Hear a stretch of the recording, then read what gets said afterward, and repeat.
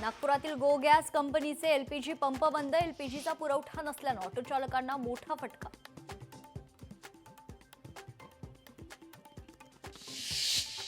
धुळे पालिकेविरोधात आझाद हिंद संघटनेचं आंदोलन. नागरिकांच्या विविध समस्यांकडे लक्ष वेधण्यासाठी सभागृहाबाहेर आंदोलन.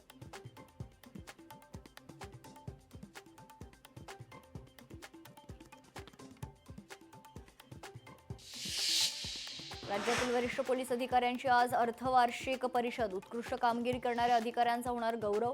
मुख्यमंत्री फडणवीस उपस्थित राहणार.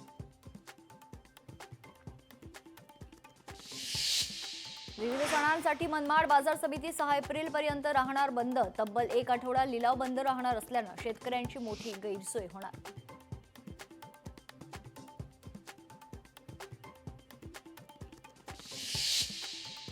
छत्रपती संभाजीनगरात रिक्षा चालकांचा संप. इंधन दरवाढी विरोधात रिक्षा चालक आक्रमक. इंधन दरवाढ कमी करावी, भाडेवाढ करावी, रिक्षा चालकांची मागणी.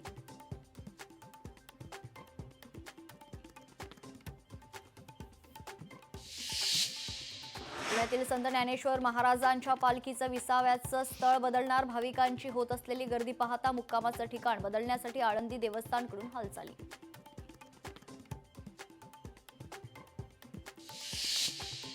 कोल्हापुरात ज्योतिबा यात्रेसाठी भाविक मोठ्या संख्येनं दाखल. बुधवारी यात्रेचा मुख्य दिवस. त्याआधीच ज्योतिबा डोंगरावर भाविकांची गर्दी.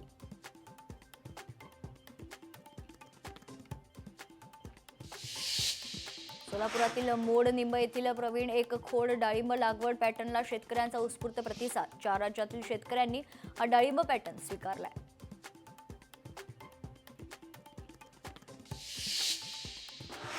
शरद पवार यांच्या राष्ट्रवादीचे प्रवक्ते विकास लवांडे विरोधात गुन्हा दाखल करण्यासाठी अर्ज. खासदार सुनील तटकरे यांच्याबद्दल जाणीवपूर्वक आक्षेपार्ह आरोप केल्याचा आरोप.